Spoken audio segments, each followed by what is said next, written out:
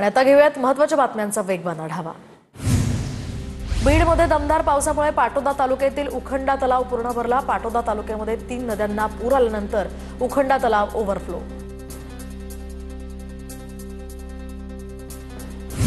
बीडच्या माजलगावमध्ये चिंचोली गावाला पुराच्या पाण्याचा वेढा। पुरामुळे गावाचा संपर्क तुटला। पुराचं पाणी आणखी वाढल्यास पाणी गावात शिरण्याची सुद्धा शक्यता।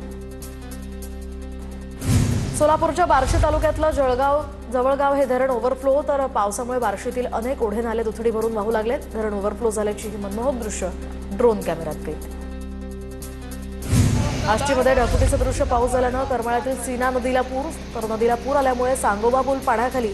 त्यामुळे सांगोबा पुलावरील वाहतूकही ठप्प। उत्तर सोलापूर तालुक्यामध्ये झालेल्या मुसळधार पावसामुळे रानमसले खुनेश्वर हा पूल पाण्याखाली। तर शेतकरी जीव मुठीत धरून या पुलावरून प्रवास करतात। पुलाची उंची वाढवण्याची ही मागणी। छत्रपती संभाजीनगरच्या पैठणमधील जायकवाडी धरणाचे 18 दरवाजे उघडले। नाथसागरातनं गोदावरी नदी पात्रात 56,000 क्युसेक वेगानं पाण्याचा विसर्ग। परभणीत अतिवृष्टीमुळे शेतकऱ्यांचं मोठं नुकसानीची पाहणी करण्यासाठी आमदार राहुल पाटील आणि तहसीलदारांचा ट्रॅक्टरनं प्रवास। ट्रॅक्टरमध्ये बसून नुकसानीची पाहणी। बीडमधील आष्टी तालुक्यात पूरग्रस्त भागाची खासदार बजरंग सोनवणे यांच्याकडून पाहणी। तर ओढावलेली पूरस्थिती आणि एकूणच या सगळ्या परिस्थितीबद्दल खासदार बजरंग सोनवणे यांना सांगताना तरुणाच्या डोळ्यात पाणी। छत्रपती संभाजीनगर जिल्ह्यातील कन्नड आणि सोयगाव या तालुक्यामध्ये ढगफुटी सदृश्य पावसामुळे शेतकऱ्यांचं मोठ्या प्रमाणात नुकसान। अनेकांच्या घरात आणि जनावरांच्या गोठ्यात सुद्धा पाणी शिरलं।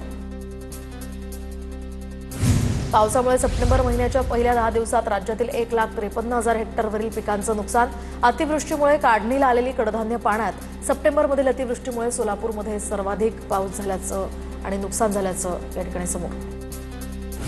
विदर्भातील सोयाबीनवर येलो मोझॅक रोगाचं संकट। शेतकऱ्यांचं 90% सोयाबीन पिवळं पडल्यामुळे 200 कोटींचं नुकसान होण्याची भीती। तर याच आर्थिक संकटाच्या भीतीनं गेल्या 3 महिन्यात 113 शेतकऱ्यांच्या आत्महत्या। आता तरी सरकारला जाग येणार का, शेतकऱ्यांचा सवाल। आठवड्याभरापासून अक्कलकोट तालुक्याला अतिवृष्टीनं झोडपलं। सोलापूरच्या खैराट या गावातील नागरिकांच्या घरांमध्ये पावसाचं पाणी शिरलं। शेतासह घरांमध्ये पाणी शिरल्यामुळे नागरिकांचं प्रचंड नुकसान।